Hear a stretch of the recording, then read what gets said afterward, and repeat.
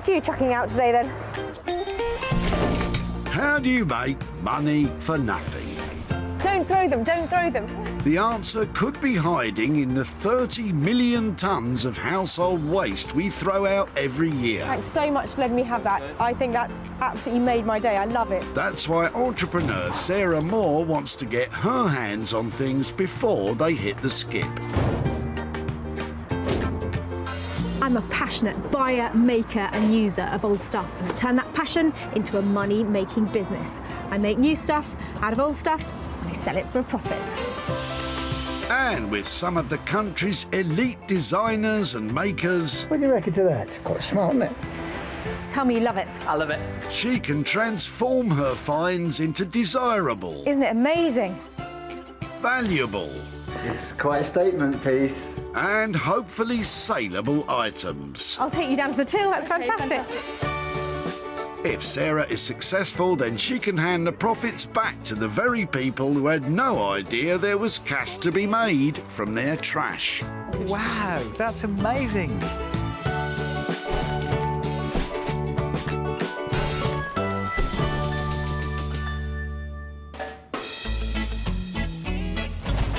Whitley Recycling Centre in Surrey is a veritable smorgasbord of unloved, smashed-up items. The range of rubbish coming in here today is fantastic. From a bed that's been living in the shed to a chest that's well past its best. If I can see potential profit, I'm on it. Sarah, who's been granted special permission to be here at Whitley, is on the hunt for 3 items from which she can turn a profit. It's a tough job, but somebody's got to do it. If you say so, Sarah, I could think of a few things I'd rather be doing. It's not long before Sarah, eagle-eyed as ever, spots Vivian unloading the boot of his car. Hello. Hi. Is it a new heating system? It looks like the remnants of an old one to me. Yes, more or less, yes. I love copper piping. Well, I know copper piping's worth something, so... It's worth something to me because I love all the way that even I can use the compression joints and things to Right. join it together. Would it be okay, instead of tipping it, to let me have it so I can see if I can do something with it? Goes. My wife's Danish, and over there they sort of do all sorts of architectural things in their gardens with all this piping and Yeah, all that yeah. waste stuff, you know. I love the way it ages and how it looks, and you can polish it up or leave it like this. So and it makes great things like lighting and. I'd like to see the finished result then. I would definitely, if it's okay, keep in touch and show you what I've made. I hope I do it justice because it looks like there's a bundle of it here. Jolly good. Okay. Thank you. Fine. There's a lot to live up to with this find, what with Vivian being so familiar with recycled copper cast-offs. He's bound to have some suggestions for what could be done with them. Well, I think she was going to do some artistic work, was she not? Is that the idea? Vivian, we haven't a clue. I love the fact with the copper pipe you get all of these joints, these compression joints, so even I can use it like a massive Meccano set. So I think if this is turned into a lovely luxury interior design item, there is a profit here to be made too. It's going to take a lot of imagination to transform that collection of pipes. Fortunately, Sarah knows just the people.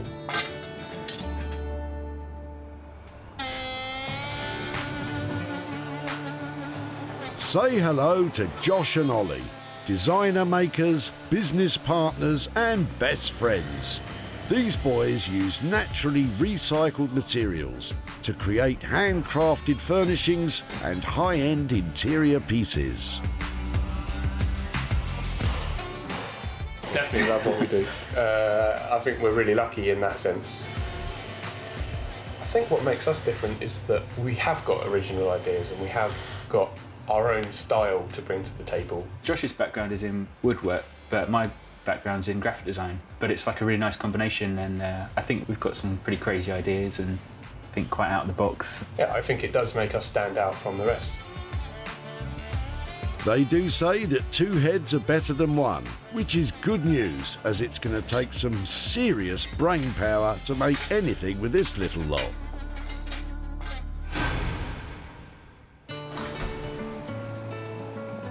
With 1 item already found, Sarah is still on the hunt for 2 more. There's plenty to choose from, and you never can tell what might just turn up next. You can guess 1,000 times and you still never get it. Oh, it's a Resusciani. It is a Resusciani, very old one. Oh, look, extra faces. Fantastic. As the search continues, it's not long before Sarah spots something special weighing down the back of another Sarah's car. Hello. Are they your floorboards? They are our floorboards. Wow, you've got loads of them. So what kind of age of house are they coming out of? This part of the house is probably not that old, maybe about 50 odd years. Okay. So that's why they haven't got loads of worm in them. You've got so many of them. It looks like such a good supply of wood. It'd be great to take a couple away and see if I can reuse them or even make some furniture out of them. That would be fantastic. You can have as many as you like. Any ideas what I might make out of them? Don't know. I hope it's something more exciting than a table. I know. I was just thinking it's got table written all over it. Yeah, I was just thinking that, but Depends I how want good to a see- table it is. Well, I suppose.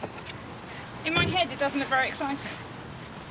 Well, I really appreciate you letting me have so much of it, and I'll try and think of something more impressive than a table. I'm so pleased I was here just when you were going to throw those away, so I shall wheel them off and take them to my store. Thank you so much. There's so much for Sarah to work with and plenty of potential. But what would the other Sarah really like to see? Something lovely would be fantastic. Talked about tables, but that's not particularly exciting.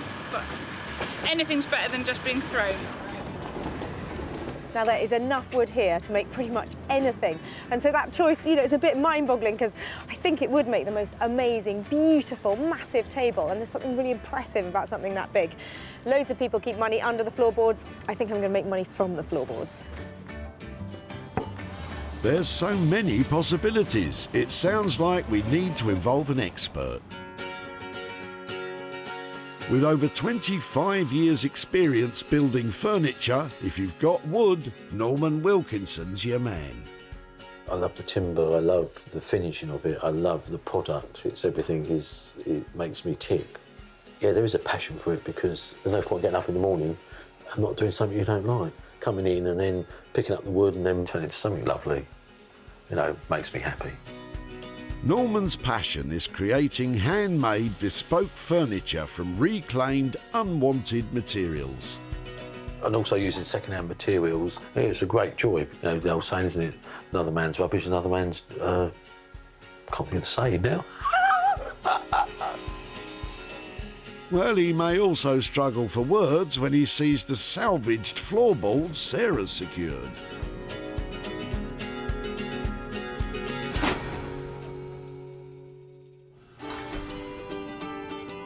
Sarah has only one item left to find, an item which she can work on herself. Oh, wow, look at that.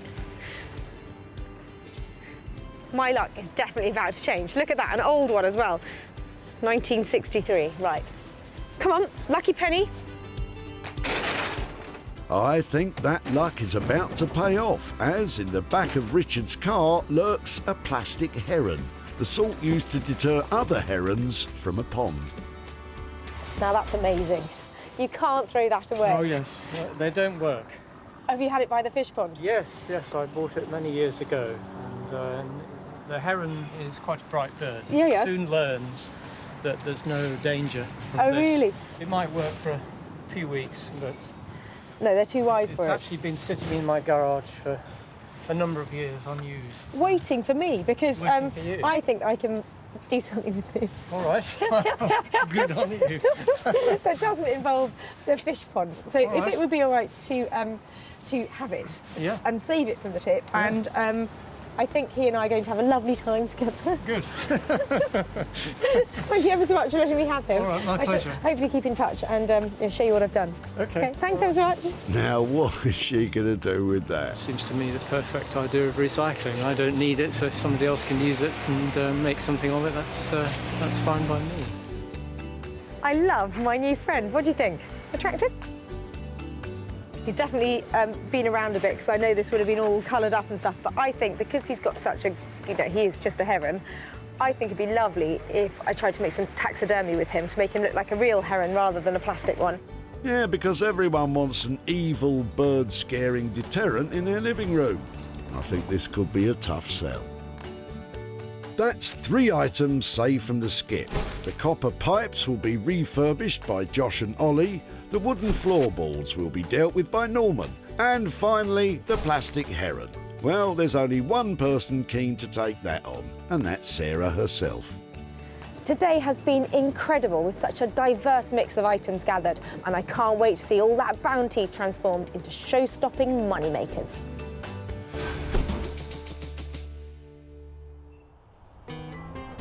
Sarah's first stop is a visit to West Sussex, where, in a slightly unassuming warehouse, Ollie and Josh are nervously awaiting Sarah's arrival.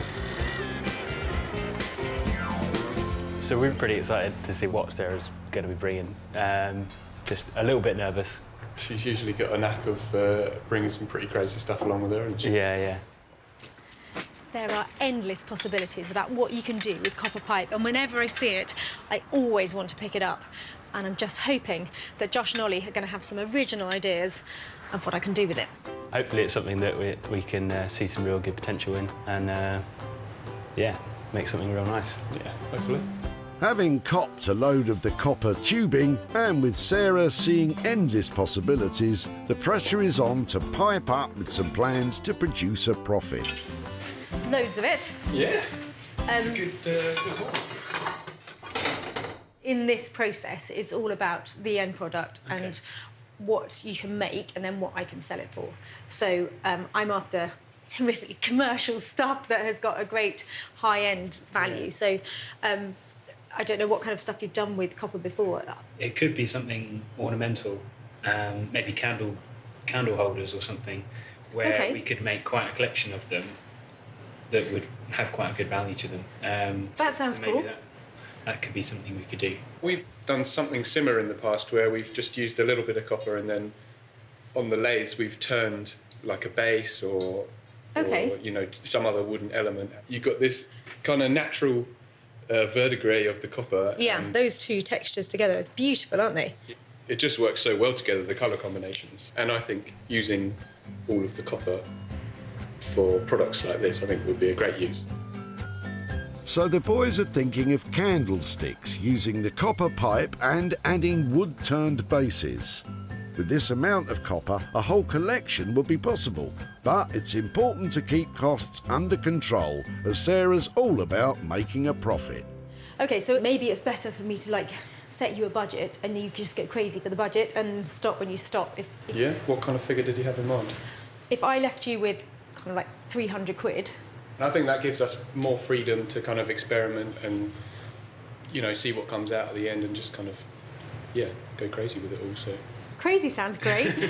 Great. Give me a shout if you've got any problems, if you have any more mad ideas, you know, just go for your lives, OK? All right, Thanks ever so much. Cheers, Sarah.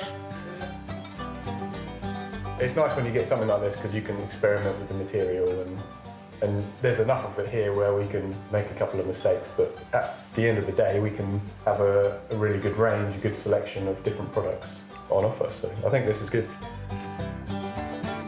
This might sound a bit silly because we're just talking about a load of copper pipes, but there is a real sense of excitement in that workshop and I cannot wait to see what those boys produce. With a budget of £300 and free range to go crazy, what could possibly go wrong? Sarah's next stop takes her to the picturesque village of Hellingley in East Sussex. Not known as a hotbed of creativity, but home nonetheless to Just Jones, where Norman Wilkinson specialises in making new from old. I think it's going to be great fun just to see what we've got to do. But my worst nightmare, I think, was to have something in flat pack to think, hey, what are we going to do with it? What a disaster.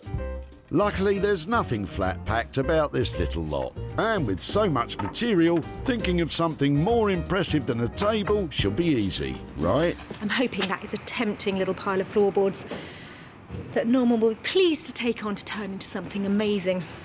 There's lots to work with here. Let's see what he comes up with. Something amazing. No pressure there then, Norman. Oh. Sarah, how are you? Yeah, I'm really well. How are things? Yeah, they're good. They're good. Floorboards. Yeah, not just these. Check this lot out. Oh, look at them. Hundreds of them. Fantastic. That is what I love. Brilliant. Floorboards. Here, you have this lot. Thank Shall I you very load much. you a few more up and we can... Well, who would have thought that in East Sussex, the way to a man's heart is with a big pile of old planks? Right. Take these in and I'll come back to some more. Brilliant. Volume in that lot. Heaps there, aren't there? Lovely, aren't they? Loads and loads of lovely floorboards. So the really obvious thing is to make a lovely plank top table out of it. Why can't we be a bit more exciting? Something other than a table, perhaps. I think we've got all this timber here. Why don't we do something creative? We're going to get, say, this first piece of board. Yep. And then we'll cut a size, and we might start with, say, a square. Right. And then here we might then do 3 other bits. And then we might then cut another one to go round that corner like that. I reckon we could make a good 6 foot by 36 dining table. Ah, so we're going with a table then. At least this one sounds interesting. These are a set of legs that we had, but we could actually use these, and it'll give it a really cool look. Okay, and in terms of the finish you get on the leg, what do you leave it just like that? No, we'll clean it up with a wire brush, give it a good old clean with a wire brush, and then we'll wax it, and then it'll give it a really nice tactile feel as well, and it'll make it go darker, but it just makes it go lovely. Okay, I'm really bought in on those. I think they are beautiful and they add that kind of finesse, adding that metal. Yeah. Industrial feel legs to complement the intricate wooden top design. Sounds time-consuming and expensive. To make it all into a lovely saleable item, you'll be looking at £975. Okay. With the metal legs, it'll give it a lovely twist, and we'll have a little bit of industrial with everything else, and I think it'll be on the money. 975, so you're teasing me at under 1,000 there, aren't you? You're trying to win me over. I'm trying. Because at 1,000, you know, basically, to commission something for £1,000, I really want this to pack a punch. I want to be selling it. It will pack a punch, I promise you. Okay. And you'll have a good retail profit. Okay. I think I think I'm fine to say. Yeah? Yes, go for it. Fantastic, well done. Cool. See you soon. See you soon. I think we've got a great project, great material. Timber's lovely, you know, you can look at it, you can read it, and it's what we're used to working in, so I think, you know, really am looking forward to it. I always get the heebie-jeebies when I commission something that's nearly £1,000. But dining tables always sell well. Norman is talking a really good game, and fingers crossed I can make some money on it too. This is a serious outlay of almost £1,000 in costs. Can Norman really come up with something that will make Sarah a profit?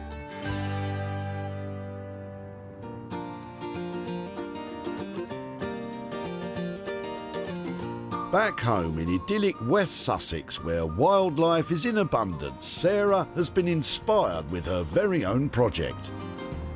They say that a bird in the hand is worth 2 in a bush.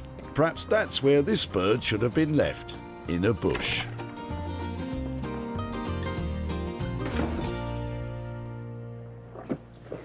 I have been dying to get started on this piece of pond life. I have got great plans for him. I want to cover him in fabric and turn him into really high-end taxidermy sculpture. I'm going to start off, I think, by putting some fabric on his beak and begin the transformation. Sarah is about to cover this heron with coloured fabric to make him look more realistic. This I can't wait to see. This isn't completely natural, but I think it'll be pretty effective by the time it's all in place. I'm cutting out some little grey feather-shaped pieces so I can start building up the pattern that the feathers make all along this head section and down here. I've put layers and layers of little trimmings of linen across this top bit here to try and make it look like that fluffy Mohican that the heron has. I've cut little strips of it like this, and if I just lay them on and layer them up, hopefully he's beginning to get that really menacing heron look again. Herons are unmistakable in their natural appearance and can be found in all areas of the UK all year round, as they are birds which do not migrate. Interesting. Looks more like emu. Oh no, where do I take these things on? Unlike emus, herons eat lots of fish, but they're also partial to other small birds, small mammals and even rodents. Interesting. You can buy a little plastic heron like this for about 35 quid in a pet shop to keep the herons away from your goldfish. I'm hoping I'm going to make 3 times that at least, if we can make it look really good. That's certainly the challenge here, Sarah. And you still have some way to go. With the offcuts of material sourced for free, the only costs so far have been just £7. The question is, will somebody actually want it when it's finished?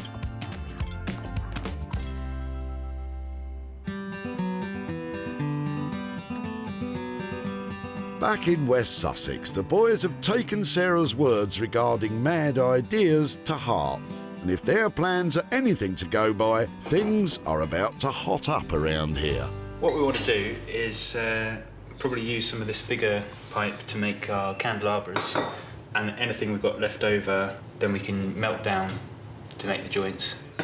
So we'll probably chop up most of the skinny stuff, because we want to create like a solid bar of copper where we'd have the bigger tubes kind of coming out of the bar. So that would be our like candle holder part, and then we're going to turn a wooden base to it as well.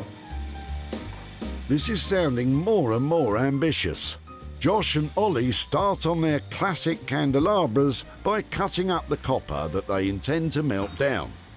The boys plan to use a method of casting called the lost wax method, although with a slight twist on this occasion, it will be a lost polystyrene method. That works. Just a tiny bit. The idea is that the desired look of the final item is created using polystyrene, which, once in contact with molten copper, burns away, leaving an exact shape mould. With this polystyrene idea, it's not definitely going to work. We have tried it a couple of times before and managed to get something out of it, so just hope that it will work today. Not only is this their own method of casting they're trying out, but they will also be using their own homemade furnace. Yikes!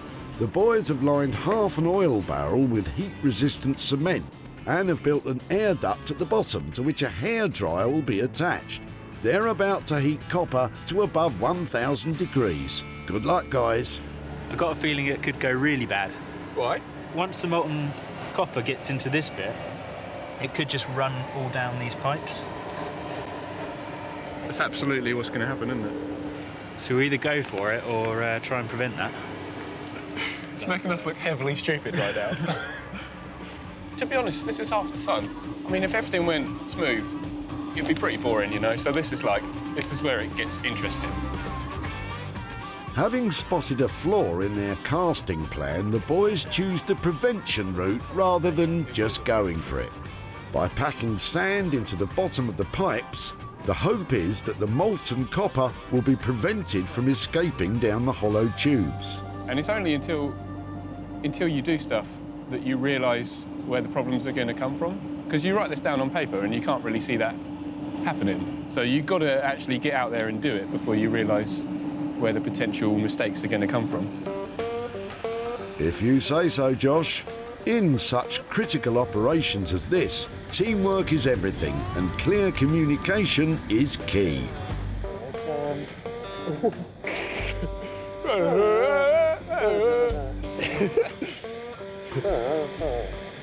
Yeah, I think it's going all right, isn't it? It's heated up pretty quick, and Pipes just disappear into nothing. I know. Yeah, they don't add up to too much. Once the pipes have melted down, Josh pours the molten copper into the mould. Hopefully this polystyrene mould works. The moment of truth, guys. Wow, look at that. That's cool. Sweet. I like the green bits around it. Yeah, hopefully that'll keep some of that colour. It's pretty rough. Well, no, it's smooth, but like, you got like the pipes kind of half showing. Yeah, come on. The homemade furnace has worked like a dream, melting the copper down. The casting, however, has not gone quite to plan, leaving the boys with some work to do if a profit is still to be in the pipeline.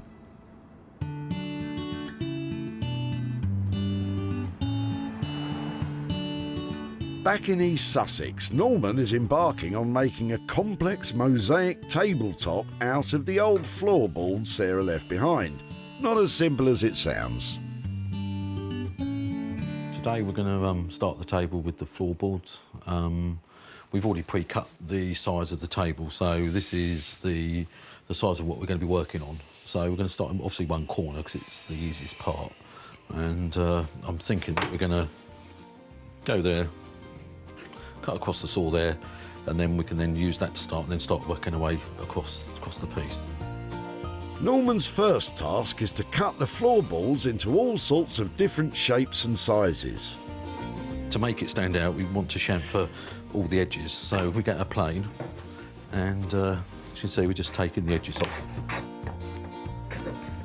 They don't, you know, if one's a bit more than the other, it doesn't matter because it'll all add to its charm.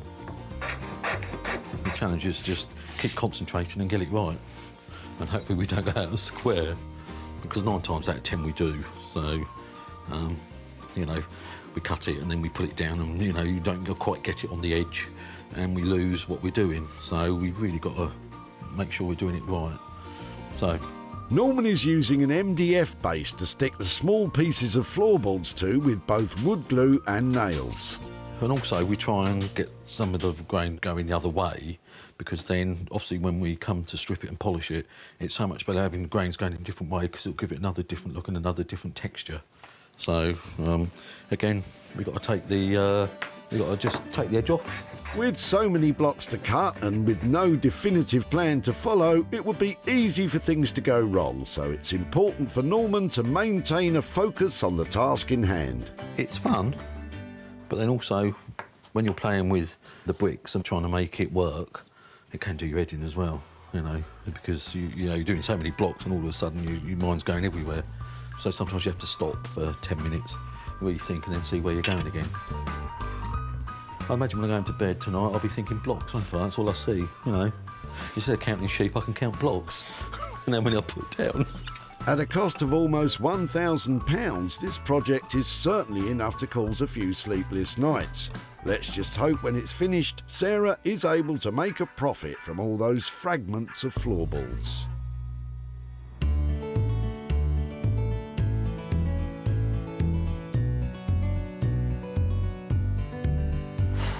I've made a real mess here, but I have got some lovely green velvet. I'm going to cover this base with some green velvet, so he looks like he's standing on a beautiful mossy riverbank. Finish up here, and then he should look fantastic. You certainly can't fault Sarah for effort with this one. She's managed to turn what was an unremarkable bird scarer into a remarkably scary bird. When Sarah collected him, this heron was destined for the dump. With a little fabric, pots and pots of glue, and what looks like a bandage, he now stands proud, clothed in his plumage of many colours. So hopefully Heron has made a transformation from pond-side predator to a top-end taxidermy. With the heron all ready to fly the nest, Sarah takes photos to show its splendour. So, who would want a 2-foot plastic heron? Well, they did. Perhaps for obvious reasons. Surprisingly, this little pub in Havant didn't have its own heron. It does now. Sarah met Richard holding a heron at the Whitley Recycling Centre. You can't throw that away. Oh yes, they don't work.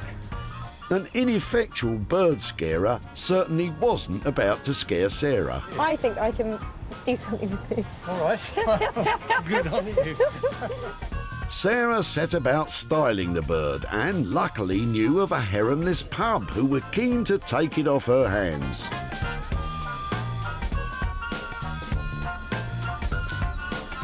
Now, Sarah has returned to near Whitley to update Richard on his old bit of pond life.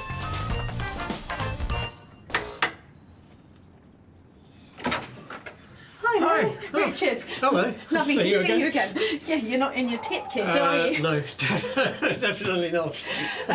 I've just come back to catch up with you with your heron. Right. Well, he's taken flight again. He has been transformed, and I've got a few pictures here to show you of what happened to him. Let's see. So he was given a new set of feathers, and he's been completely covered in a linen plumage. Goodness. I love the way you've done the feathers here. That's really good. Oh, yeah, thank you. You've done a fabulous job.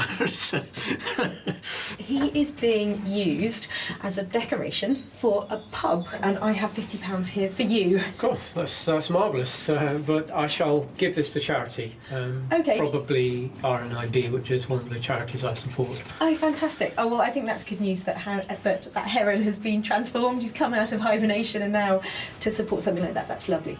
Thank you so much for letting me have your heron. Lovely to see you again. Pleasure. Thank you for letting me see the end result. My pleasure. My pleasure. Okay. Take care. Okay. Bye-bye.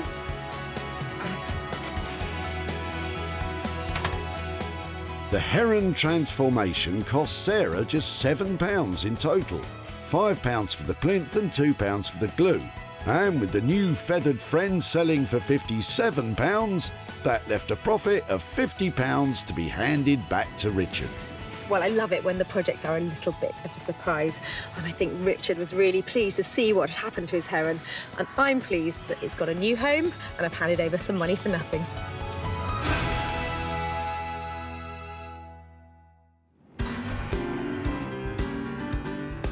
With a bird no longer in hand, Sarah's heading back to West Sussex to catch up with Ollie and Josh, with whom she left a treasure trove of old copper pipes. So I left Josh and Ollie with a mission. They had £300 and a pile of copper pipe to transform into something saleable that I can make a profit from. How did Josh and Ollie feel about Sarah's visit? Confident. I'm ready. I think she's going to like this. They're pretty fun, so... Yeah, I think she's going to react well to these. Sarah left behind the remnants of an old heating system in the form of a jumble of copper pipes. Ollie and Josh have heated and polished, hammered and chiselled, and with a lot of trial and the odd bit of error, they've created a magnificent modern stylish range of candlesticks and flower holders. Wow! They are fantastic. They are beautiful. They are lovely. Thank you. Great group together, aren't they? Yeah. And boy, you've had some fun with that lot, haven't you? Let's see those. So talk me through that. What have you done? Well, yeah, This was the mission. The original idea was to use some of the copper pipes to obviously melt down and make these, but our setup is sketchy.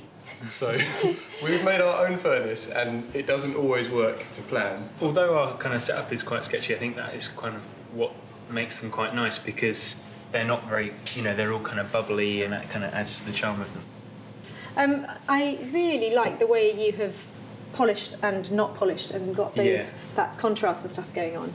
They are going to sell instantly. People are going to make these, people are going to copy you making these, because when you get hold of one for the first time, you just want to touch it, don't you, and get your hands on it, and it's, I think that you've done really well. 300 quid? Budget? Is Fine that for us. Yeah? Yeah. I hope you can make some money on top of that. I'd say that's £300 well invested. With so little to work with, the boys have created a range that will hopefully provide a copper-bottomed return. Well, never mind molten metal, those boys are on fire, aren't they? I absolutely love their copper collection, and I think there's cash to be made here. When Sarah met him at the tip in Whitley, Vivian had already seen the potential in his copper cast-offs. My wife's Danish, and over there they sort of do all sorts of architectural things in their gardens with all this piping. Sarah took a shine to the cast-off plumbing, and Vivian had ideas as to what they could become. I think she was going to do some artistic work, was she not? Is that the idea? In the end, it was Josh and Ollie with the adventurous artistic ideas. Their beautiful collection was quickly snapped up by Nick, who runs the online shop Smithers of Stamford. Is it the kind of thing you think you might want to buy? I think definitely they'll do well on the website, yeah. That's got retail potential. That's front cover of like serious style magazines. It's got such a great look, hasn't it? Yeah, I want that one. Yeah? Yeah. I'll sell it to you if you want. Cheeky. I'll do the jokes round here, thank you. With a final cost of £300 to transform the old copper pipes, and with Nick agreeing to pay £400 to take them all, that's a neat profit of £100. Well, Josh and Ollie certainly worked their magic on those copper pipes, but unfortunately I haven't been able to get hold of Vivian, who dropped them off at the tip. So I'm going to make sure that the £100 worth of profit goes straight to children in need. The copper pipe creations have been a huge success, and the Heron makeover is, well, at least it's finished. So Sarah has returned to East Sussex, where Norman has been piecing together his Mosaic style table. I left Norman with a lovely lot of floorboards and nearly £1,000 worth of budget. So I hope he's managed to transform them into something truly saleable, because at that price, it's going to have to be fantastic if I'm going to make a profit. When Sarah dropped off the tired old timber, it was literally just a pile of old planks. Norman has painstakingly cut and levelled each individual piece so they fit together to create a tabletop which is totally unique. Norman's chosen wooden legs to complement the top instead of Sarah's much-loved metal legs. So, how's she going to react? Well, how are you? Yeah, good. Wow. How on earth did you do that? It must have taken hours. Too many. Too many hours. Yeah. That doesn't sound good for budget. No. We didn't use the metal legs. I said, where are my legs gone? Yes, we looked at them and we didn't feel it worked, so we've done the whole painted base. But we think it actually works and picks the top out and really shows it off. It's a big old chunk, isn't it? It's lovely. Yeah, it's definitely got a surface on it that you want to touch. There's not a lot of the black and the stuff left on it. No, obviously we've stripped it because you have to strip it and then even up, the cuts and everything. So that's what we do. But obviously there are different shades of timber and everything. Yeah. Well, it certainly looks like hours and hours of work. It's an intricate top, isn't it? Yeah, I mean, it took longer than we thought because we've used obviously smaller blocks than we maybe would. I know you said before it's like it depends on your mood. Oh, so definitely. Was it all right? Did it get you in trouble, or was it okay? No. I mean, obviously sometimes it takes you half an hour or something to get into it, and you scratch it and you can't think where you're going. Then all of a sudden you get into it and you just lose yourself. And then you go into a different direction. I can see you, got lost around here. There's some really little bits. Yeah, that's the M25. Yeah. I don't think perfection means things have to be perfect. I think this is, yeah. You're a work in progress, aren't you? Yeah, precisely, yeah. Excellent. I don't think we'll ever get there. The original budget was £975 using the reclaimed metal legs. With a change of plan to much cheaper, although no less classy, pine legs, what difference will that make to the final cost? So what are you saying, £850? £850. £850. Well, I really appreciate that. Nobody is ever going to have one just like this. I know, but when I say it, I just want to cry. I'm sending a courier. Make sure you wrap it up, all right? Yeah, I'll do the cheese. I'll mop them up. Thanks, Norman. Bye. Wow, that's a whopping reduction of £125. No wonder Sarah has a spring in her step. Sometimes it's not always about the money, it's about making the piece work. Someone's going to love it one day. That's the best thing about it. Some family, whoever it is, are going to enjoy it and love it and cherish it. Well, if you're going to have a table that's got crazy paving all over the top of it, that's a very good example of it. I'm glad the budget has gone down a bit because I'm going to have to find somebody who really likes that look in order to buy it and make a good profit.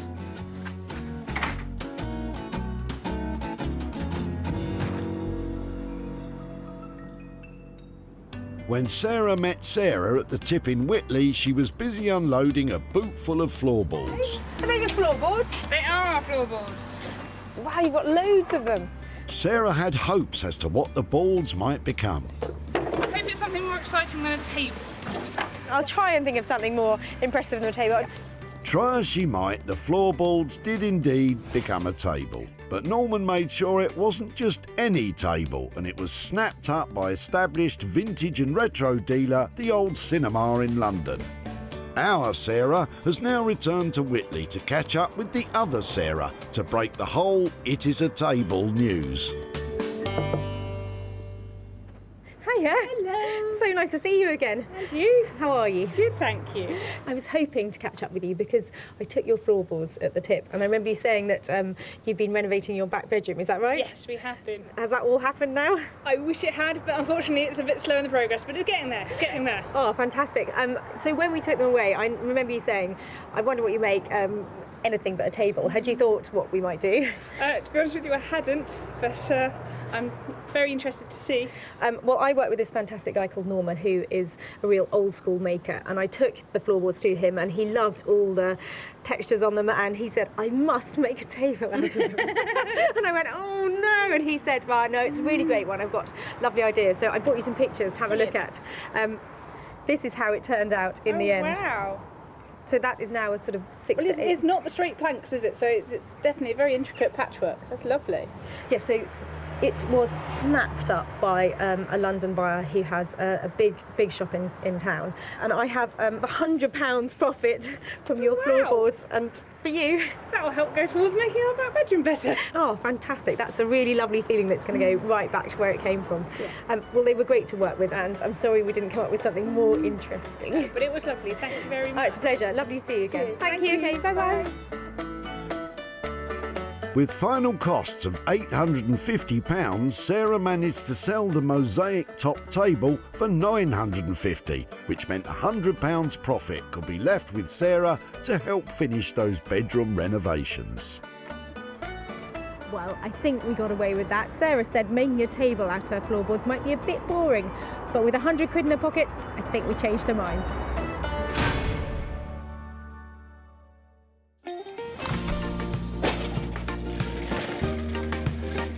Sarah has salvaged 3 unwanted items from the Whitley Recycling Centre. Vivian's old copper pipes were turned into candelabras and candlesticks. Sarah's floorboards were made into a mosaic-style table. And the plastic Heron has been adorned with a new coat of feathers. So that's 3 more things saved that were destined to be dumped. And we met some fantastic people, created some amazing items, and we turned a pretty decent profit too.